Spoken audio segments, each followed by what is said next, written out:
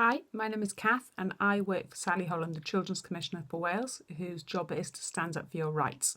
This month we are encouraging pupils to think about the right to be safe, Article 19, which is one of your rights, and think about how you can keep yourself safe and keep others safe as well.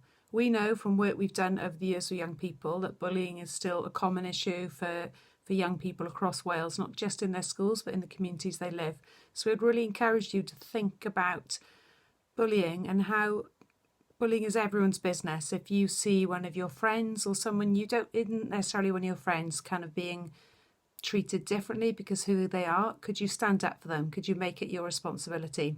We've created a series of videos this term for you to look at called Here I Am, and they're stories of young people who are different to you or maybe similar to you, but about how they might be treated differently because of their label.